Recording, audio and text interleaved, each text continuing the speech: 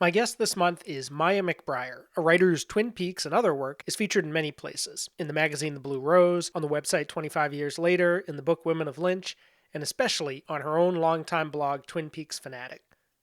As we discussed in the conversation, we first crossed paths on fan forums in the heady days of 2014, when that gum we liked was really coming back in style. Now, looking back at the period from the missing pieces to the return, and even perhaps a little bit beyond, there are layers of nostalgia and different eras to navigate.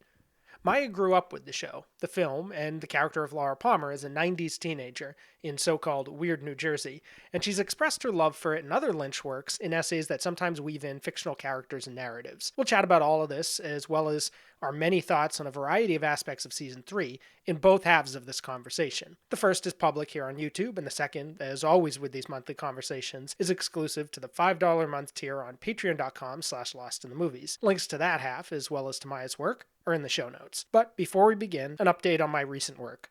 There's less to discuss than usual because my last conversation update was just a couple weeks ago, but I've still been pretty busy. Most importantly, I just uploaded an announcement video to this channel laying out a new schedule for the coming year and a half. Whether or not I can stick to all of its details, the important thing is the endpoint. I will be publishing new Journey Through Twin Peaks videos by the summer of 2023. Until then, I'll be primarily focused on representing my Lost in Twin Peaks podcasts, originally produced for patrons, in a new format for the public, and also finally rebooting my long-dormant Twin Peaks character series to reflect the Season 3 ensemble as well. Work is already underway on both of these projects, so that I can be ahead of schedule by the time they resume in May, and more details about them and other endeavors are in this video announcement, which I've linked below. On my Lost in the Movies podcast feed, I presented a bonus episode for March covering Requiem for a Dream, and then a few days ago I released my Wrestler episode, wrapping up a Darren Aronofsky miniseries. In May, I'll begin a new director focus on that podcast with Christopher Nolan, and having recently completed the Small Town Blues miniseries on my Twin Peaks Cinema podcast, I'll be starting a new theme there too in about a week: traumatic transformations. So that's what I've been up to, and now for my conversation with Maya McBriar. Welcome to Twin Peaks Conversations. My guest this month is Maya McBriar. She's written for her own site, Twin Peaks Fanatic, but also 25 Years Later, the Blue Rose magazine. Her work is included in the books Women of Lynch, and also she's interviewed in Courtney Stallings' book Laura's Ghost, which we talked about recently. Frequent guest on Twin Peaks Unwrapped. We've recorded several episodes there, which we'll probably touch on in this. Those were a lot of fun.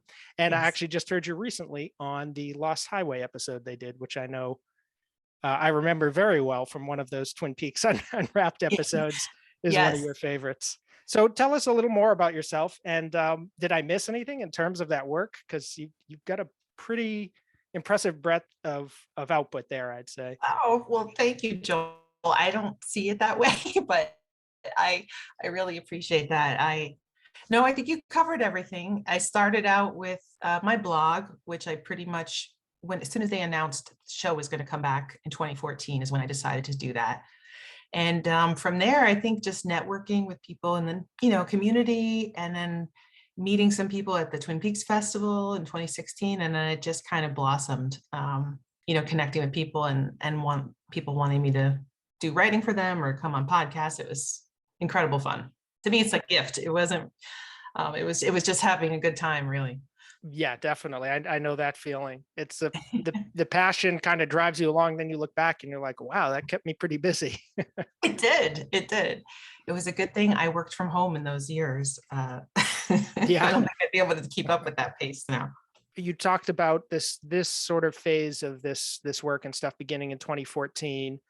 And I know we were even talking before we started recording just about this feeling that there was sort of a distinct period there from the missing pieces, certainly from the missing pieces to the return. And then I feel like it sort of the epilogue continued for a few years after that. And maybe the pandemic kind of puts a bookend on that. But it does feel like there was sort of a unique period there where the Twin Peaks fandom was really in particular thriving. And it's interesting because I think both of us got into Twin Peaks before that period, but you watched it or some of it when it was originally on, right? I did. When I was a kid, I watched the pilot through roughly when Maddie got killed, if I remember it correctly. And then after that, I kind of lost it. but I was obsessed with Fire Walk with Me. So that was kind of when that movie came out, I think that's what made me become even more obsessed. And then I eventually got the entire VHS set so I could binge the entire thing together with the pilot episode. And then I think that became, like I had everything, the complete set. That was when I really got to indulge in it from that point on. And actually your video series, I remember you used to post it on DugPa. Oh yeah. The Dougpa's World of Blue forum. That was really Yes, a thriving hub of Twin Peaks activity in especially in like 2014, I feel like. it was. I remember watching your series around maybe I want to say the spring or the summer of 2014. And that really inspired me. I thought it was great. I thought you had so much passion for the series. And also the Missing Pieces set. And, Brad Duke's book is another thing that comes to mind from that period. It was a lot of stuff. It seemed like there was a momentum happening. And then, of course, when they announced it, I was over the moon. Yeah, there was really something in the air because everybody was getting back into it before. I mean, in my case, it was a couple months even before the Missing Pieces were announced, let alone the Mhm. Showtime series. But all of there was like a real uptick, and it seems coincidental. Like I don't think. I mean, yes, the Missing Pieces definitely, and even the fact that they were going to come out with Firewalk Me on Blu-ray was sort of encouraging it. But Mhm. it really feels kind of organic. Like I don't think they were planting seeds to get people going. It just sort of naturally happened. It's kind of amazing in retrospect. Like we all Yeah, knew something was up. I think so. I think that's a good way to look at it. But they must have been thinking about it in some way. There must have been something on the horizon around that summer. Because I think the announcement was in October 2014, if Yes, I'm and the remembering missing correctly. the missing pieces was definitely a ramp up to that, but even that was like May, and I remember in April, like a month or 2 before, there was the anniversary of the pilot, and there was like an unusual amount, and it was not even a big one. It was like 24 years, I think. It wasn't even 25 yet, and for some reason, Mhm. there was just all these articles being written, and it was like trending on Twitter. Like there was somehow, I don't know, the timing was just right, but It was. yeah, definitely. Now with your site, as time went on, and also in the work that you did for Women of Lynch in particular, you have an interesting mode of writing. I'm not sure if you have a name for it. It's almost it's like inspired fiction or something. I don't know. I'm trying to think of a term for it. Like it's not Yeah, fan fiction exactly because you're not writing about characters in the work. You're creating sort of fictional situations and characters using Lynch stuff as a springboard. Can you talk about that a little bit? sure.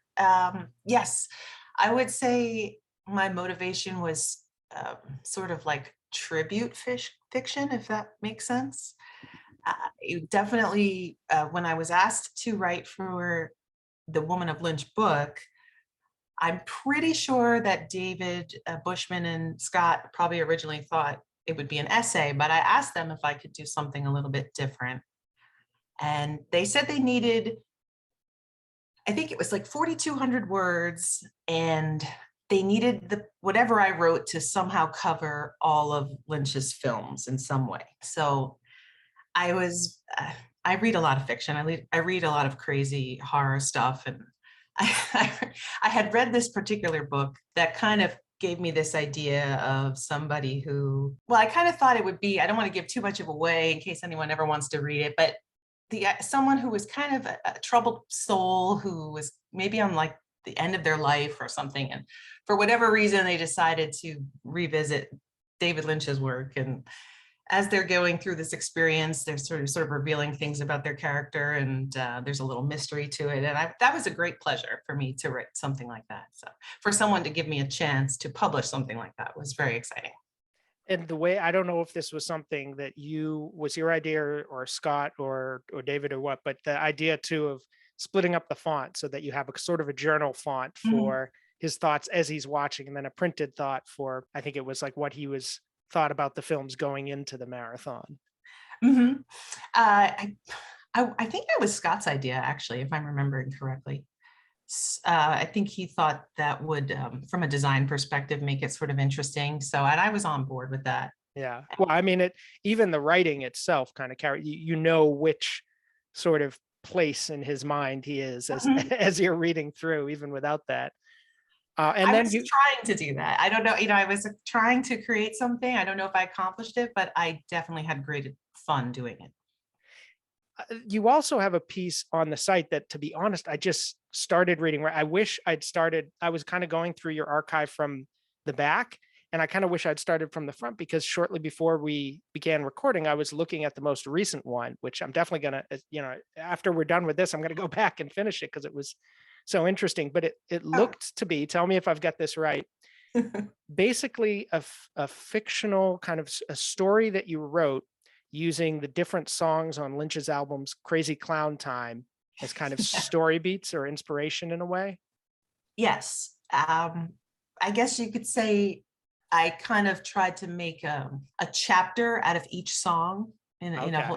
a whole story. I think that's sort of was my idea. That was something I had actually thought about a long time ago, even before it was announced that Twin Peaks was ever coming back. I just remember, I think it was 2011 that that album was released. I was extremely, first, I thought it was crazy, for lack of a better word, but I listened to it so much and I really, really fell in love with it. And I really felt like there was sort of a story to it. And not that I would try to tell what I thought Lynch's story was, but I thought maybe I could try to tell my own story in tribute to it. And that was kind of the idea behind it. And that was something that I wrote during the pandemic too. So it was Right. good therapy for me, I think. And it's interesting too because it is. I think I'm trying to think how many songs I've heard from it. The one that I remember certainly is the title track, "Crazy Clown Time," Mhm. and it's a very narrative song in a way, but it's not. It's very descriptive. Like he's describe, it's just him Mhm. singing, talking into the microphone. This character did this and that character did that.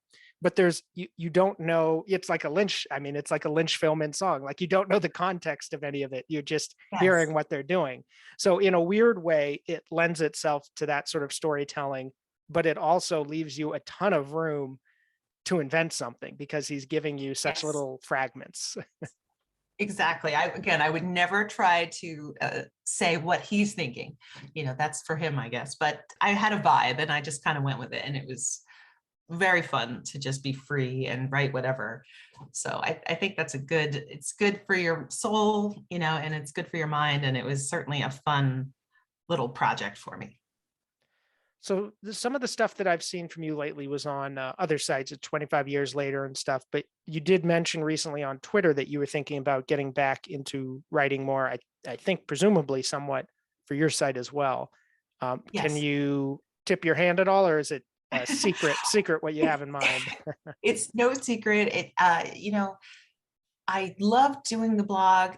I kind of did accomplish what I had initially set out to do, which was really just to revisit all the original episodes leading up to the return. Mhm. But along the way, different things inspired me and I tried different things. I think now one thing I was thinking was going back and sort of retweaking and retooling some of the things I've already written.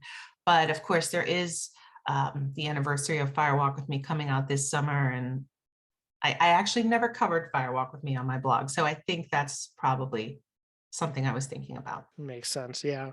Mhm. You do have one piece on there. Let me pull up the title. I mean, I'm sure you know it. Laura walked with me, right? I remember reading that essay. I guess it was a couple years into your blog, but pretty, before the return and all of that, and just feeling like you really captured sort of a personal journey through the film that I think everyone has a different personal journey through the film, but it's Mhm. like personal for everyone. You know what I mean? Yes, It's a film that really strikes a chord with people. And definitely. I thought that was a really powerful piece talking about, the sort of fun aspects of it, how you'd watch it and you didn't want your parents to know you were watching it and all that stuff, but also the more poignant things, friends you had who reminded you of Laura and everything. Mhm. Mhm. It almost feels in a way like a prequel to what Courtney did with Laura's Ghost. So of course it makes sense she had you involved with that as well. It just feels like a sort of a precursor to that idea, the Mhm. memoir approach to that film in particular. I think I don't want to say just for women because I know that men love this film, but I do think that Laura's story, maybe for young women, definitely it touches upon something that's hard to describe.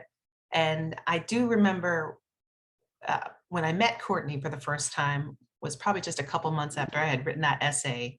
We had a conversation about it. That was when she was just starting to get the ideas together for her book. And she did ask me if I would, do an interview with her for that. And I was very excited. And I felt like we both kind of felt this thing about the movie, and I knew there was maybe something, she had to express too, but she wasn't going to say it and I wasn't going to ask her, but it was there. And maybe that's sort of what I was trying to do in my essay as well.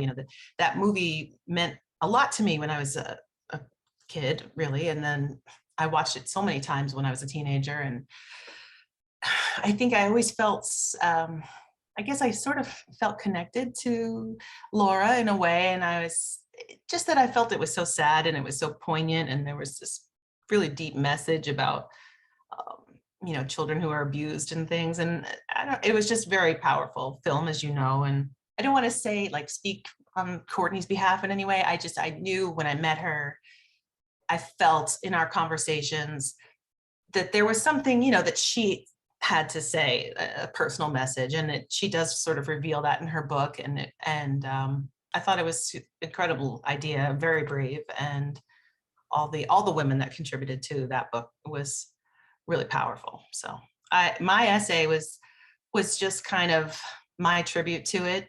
And I'm so glad that thank you so much for saying that you enjoyed it. And I know that that was absolutely the piece that made her want to talk to me. It's interesting too. I think that again, we were talking, it keeps sort of coming back to this theme, but that period, and she was mentioning this too, that like that project, that book, your essay, the site, my work, certainly, it all sort of came out in this moment, this Mhm. that it feels like if it didn't happen then it wouldn't have happened in a way. Do you know what I mean? And certainly the Yeah, pandemic, I think, puts a sort of a punctuation mark on that in a way. It's like sure. something sort of opened up at that moment. And there was a great, when I was looking back through some of your earlier pieces, I'm trying to remember which one this was in, but you quoted Hunter S. Thompson from Mm. the Fear and Loathing in Las Vegas, and I'm gonna repeat the quote now so the I audience can hear it. I think he said it's your favorite quote, right? it is, yeah. Yeah, I loved, I mean, people who've been sort of following my work know I have this fascination and kind of obsession with generations and eras, and certainly the Mhm. 60s, I think. This idea of like a zeitgeist that kind of rises and falls and another one rises and falls, and you can look back on it. So Yeah, I always love this line too. So the line is, "We had all the momentum." He's talking about this. Hunter S. Thompson says, looking back at the 60s, and from only what, 3 or 4 years later, because that book came out in the early 70s, right? yeah, I believe so, So yes. he says, "We had all the momentum. We were riding the crest of a high and beautiful wave. So now you can go up on a steep hill in Las Vegas and look west, and with the right kind of eyes, you can almost see the high water mark, that place where the wave finally broke and rolled back." So Yes. that to me, it's interesting reading that in the context of reading these posts from you from this kind of era, because it almost feels like I don't know if Hall of Mirrors is the right word or something, like maybe the opposite, maybe like a hall of doors that keep opening or something. But you're writing about this several years ago and talking about nostalgia, and now we can look back on the period where you were writing that with some sort of nostalgia or some sort of feeling of the passage of time, Yeah, which feels very Peaksian as well. I think where we have sure. season three looking back on the original series, and now it's been 5 or 6 years since since season three itself. So Mhm. do you have a sense of that at all, kind of looking back on it yourself, or does it feel more compressed, like we're still spinning out from that initial moment, if that makes sense? That initial moment being like the sort of 2014 um, Well, feeling. I don't know. I totally get what you're saying, and that I think the piece you might be referring to is the one I did it for 25 years later. And yeah, I was basically talking about nostalgia and that period of time from roughly 2014 to the lead up of the series premiering, all the buildup and the excitement was just not knowing what the return was going to be, and anticipating and imagining what it was going to be. Plus, there was a lot of push and pull. At one point, it almost looked like David Lynch was going to back out, and then it was back on, and it just seemed like such a struggle to get there. And I think for fans like myself, who were literally waiting for 25 years for something to come back, there was a feverishness to that is just, I guess it's sort of exciting, or it's like an elixir or whatever you want to call it. But it was definitely, I think momentum is a good word, like you said. So it was a wave, and then maybe, I don't want to say it crashed in a negative way, but I Right. think, For some I, people, maybe they didn't like yes. part 18, but I wouldn't put Well, it that way for myself. at first I didn't love part 18. I don't know if you want to talk about that week, Oh, but definitely. I've come to appreciate it a lot. Yeah. I had my issues with it at first. It took some time. That was actually going to be my next question Oh, was, yeah. I know you've had opportunity to talk about it before, but as we said, every year that goes by, it brings sort of a new perspective. So from the perspective of almost 5 years later now, this summer will be the fifth anniversary. Looking back, what does season three and the end of that season kind of evoke for you, and where does it leave you? Let's put it that way. I kind of feel like my experience with the original series, there is no way that I could ever get that back. That's in the past, it's gone. And I really feel like that was, in a sense, the overarching message of season three, that you can't really go back, and things will never quite be the same again. And there is something sort of, unpleasant about that thought. And maybe that had something to do with the negative reactions to the end of it. But other things in the return were so incredible. You never would have seen, like, for example, an episode like episode 8, which I know so many fans love so much. I love it too, but that in itself was just, I think I would have waited 25 years just for something like that. It was just so cool and different. And I guess when I look back on it now, I liked Dougie, but I would have liked more Dale Cooper. Um, I think that this series probably would have been better off without any Richard Horn. Nothing against the actor, but I just didn't like that character. There was just things, and I think a lot of people feel that way. Maybe it didn't have quite the same feeling of the original, but there was certainly nods to that, and there was a lot of really incredible stuff. So I guess I just look at it as a little more true to life, that you just have to accept things sometimes. It's You embrace them. definitely, yeah, no, I know what you mean. It's a series that, to me, when I try to like search for the connection to the earlier material, because again, like you said, I could have waited just for part 8 alone. So as a Lynch work, as a TV show, as something totally unique in the TV landscape, I have no qualms whatsoever.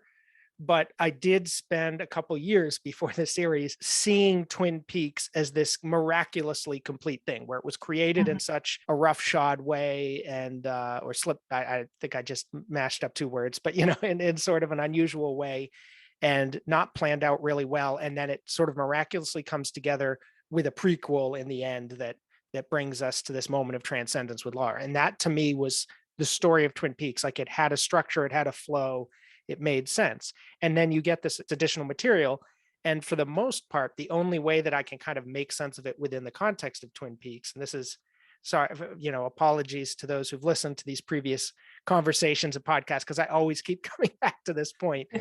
But for me, it only makes sense at this point in relation to like in the absence of what came before. So it's like looking back, pointing a finger back, like the way I felt about the missing pieces when they came out, like pointing a finger back, like, okay, you can go through all this, but you still have to go back. Like Fire Walk with Me is kind of the peak, so to speak. Like that's the Yeah. peak of Twin Peaks.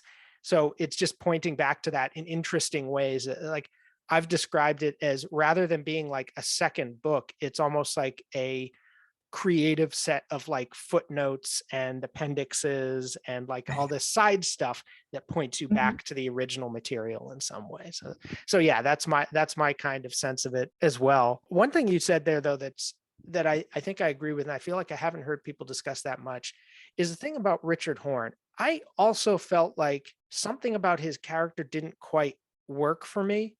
Mhm. And I I wonder if part of that was the fact that Lynch had to change his plans, Lynch and Frost, but Lynch was the one who ended up, executing it, Mhm. changing the plans that they had, possibly with Audrey and Richard. Um, Maybe. because, and I talked about this with my previous guests as well, but this idea that Sherilyn Fenn has talked about in interviews where she says that she didn't like the original material written, so Lynch rewrote it. And as far as Audrey herself goes, I feel like, at least from what we know of what was intended, which is, very vague, but based on Frost's Mhm. book and the things she said, it seems like what they came up with was much better. So, like, I kind of thank her for that. Yeah, you know, maybe. I mean, yeah, I guess that's a controversial thing to say, but I actually do really like those Charlie Audrey scenes. Like, they remind me of The Amputee, like his film with Catherine Coulson, or like Yes. those works he makes where, or like Hotel Room, where it's like people are just talking about things and you're like, what are you talking about? What's going on? And I kind of love that feeling, even as it's maddening. Inland Empire is like every scene is like that, basically. But Agree. I mean, but I would have loved more Charlie and Audrey scenes and less less Richard Horton. But that's yes. just my opinion. And I mean, the actor was great. Nothing against anyone, but he did a good job. But it just he was no, I just didn't really care for that part of it at all. But everybody probably has different things they liked or didn't like. Some people love Part 18. And there's a lot that's good about it. But I guess maybe as an original fan, there's something that stung just a little bit when Laura's body disappeared off the beach. For me, it did. Yeah, that part of it is interesting, because my first take on it when I wrote about it right after was that basically, like, that didn't happen. Like, it happened and then it was undone by Laura disappearing. But Mm-hmm. then the follow, I mean, I have to be honest, the follow up to that, certainly from Frost's perspective, it's clear he feels it did happen. It was a change to the timeline. Right. That's his interpretation of Final Dossier. And I do have to acknowledge, I don't see any evidence that Lynch, I think he's less precise about things like that. Like, he likes to be sort of vague. But I think my original reading, I can't really justify it other than that felt more right to me. that it was like, here's a glimpse of what the pilot would be like. But no, we're going back to that timeline and sending these characters off to another alternate universe for attempting to alter it. I would prefer that, but it does seem like they intended for it to be sort of taken away. So I take it from your comment, then you kind of feel that way as well, that there is something into that episode that is saying the ending of Fire Walk with Me and all of the series Was are like kind a of reset wiped off. Yeah, button. Yeah, right. exactly. Reset button was pushed. That was, I think originally that's definitely was the feeling I got, and I didn't like it. But I think now I feel like, of course there could be many different ways to look at it and a lot of different interpretations. Um, and maybe that is sort of a gift in a way, because you could kind of let your imagination go in any direction. I understand all the theories about the timelines, and I'm on board with all of that, but I still feel like we don't, like you said, precise. We don't have any real concrete evidence to say that, yes, this is exactly what they were thinking, or this is exactly what they were going for. It's all kind of subjective. And I guess we just have to accept that. It's funny too, and reading what you'd written about Mulholland Drive before, this sort of comes to mind. I think part of what feels off, or unsatisfying in a way, and sometimes in a good way. I mean, sometimes being unsatisfied can be good. That can Mhm. be an interesting feeling in art. But something that does feel a little less satisfying about the end of The Return is it's almost like a backward move. So, like Mulholland Drive, I think Lost Highway, it kind of goes both ways. You sort of retreat into the Pete world and then you come back to the Fred world.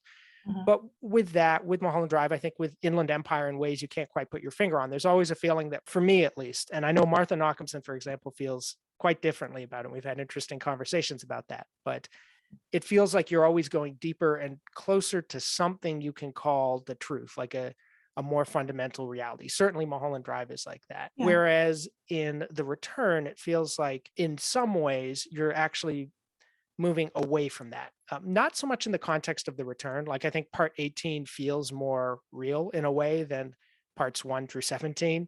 Yeah. There's like a more of a real world type feel to it.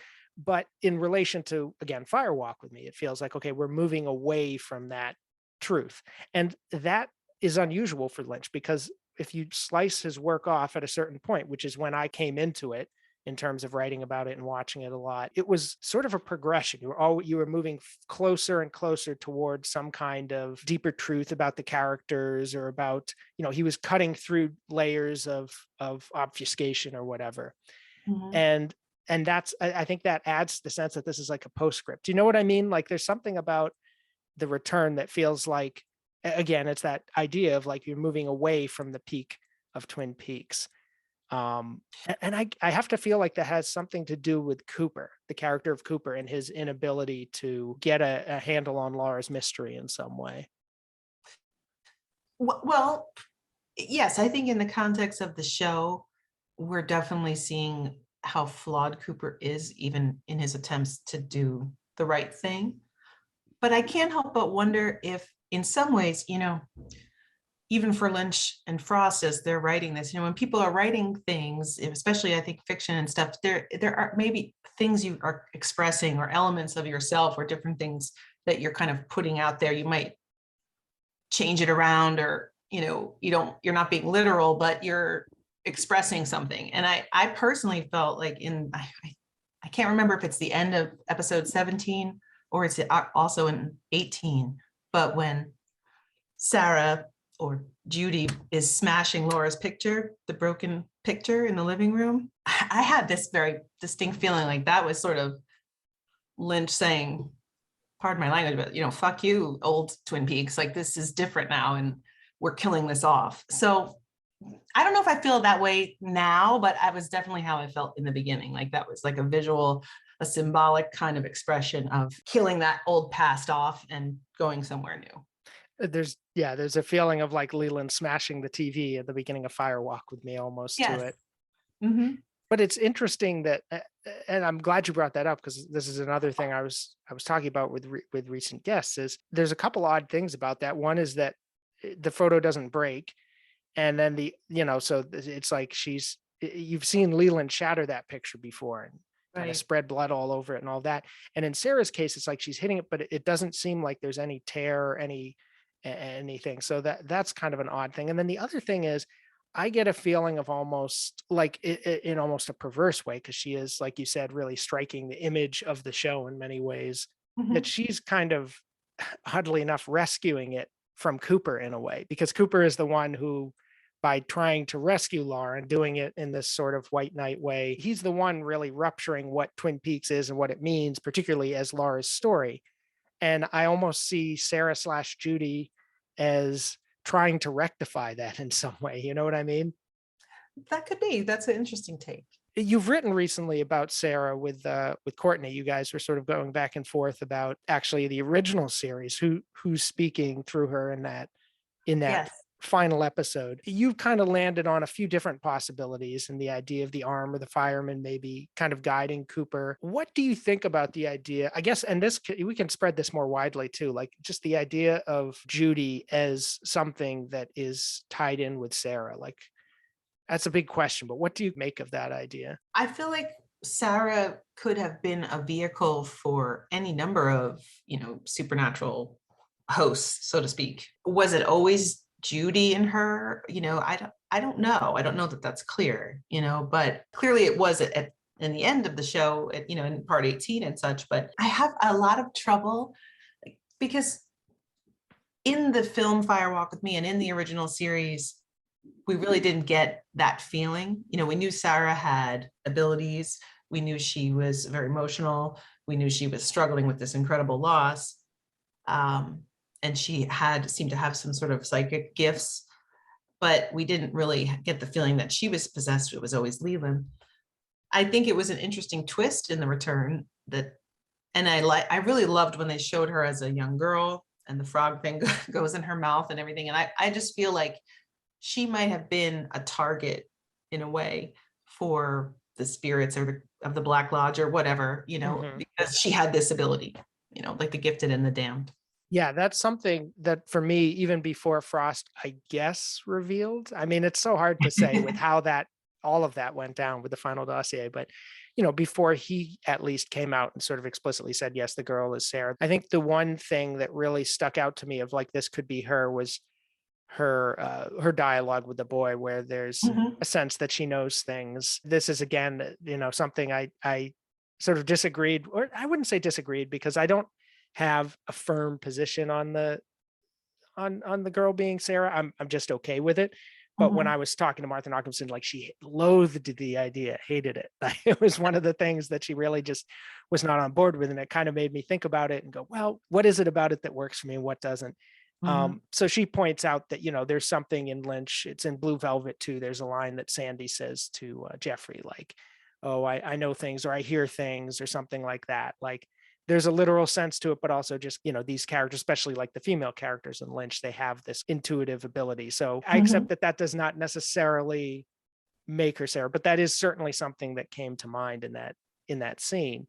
And I guess, yeah, the question for me about all of that is always, we know with Leland what it means that Bob was within him, and all of that. Like, we absolutely, maybe we know too much about like the symbolic or metaphorical aspect of that. With Sarah and whatever it is, whether it's the jumping man, which I think, It's you know, different, right? A different. well, I don't know. Yeah, I wonder about that. I wonder if, is the jumping man supposed to be sort of a representation of I don't know, because then we have the It experiments. It gets complicated, does, it does. but we know what the Leland Bob relationship is, and we know why Leland would have that possession, like what in his dramatic arc ties into that. With Mhm, Sarah, it's harder to pinpoint, and I think in a way that relates to this idea of season 3 as not kind of quite coming right out and saying what's up, and more just sort of nodding back and saying, well, if you want to unlock this, go back to Firewalk with me in some way, which and is really, funny because they explicitly don't talk about Judy in that. no, well, only at the end, right? The Yeah, monkey. the monkey and David Bowie saying we're not going to talk about her, and that's like, that's it. But it does feel like, in a way, he's saying that because whatever Judy is, it would, rather than say it, you get it through the action. I've always felt like it's something to do with denial or trauma, which are, would be different meanings, Yeah. but both sort of compelling in a way. Well, I feel like Lynch would be fine with us fans interpreting it in any way we choose. Lynch may have had, I mean, Frost may have had more of a linear idea, but I Mhm. think David Lynch would be fine with us drawing any conclusions we wanted. What is your, we've talked a little bit about your issues with the return, but what is your favorite thing about it besides, put it Hmm, this way. So putting aside part 8, which is almost like its own self-contained fascinating thing, sure. in a more casual sense, characters or sort of like a location or something new that the return brings to Twin Peaks, what's your favorite element of that? Well, I think there was a lot of levity in the return. I kind of feel like the return was a mashup of a bunch of different ideas that David Lynch had.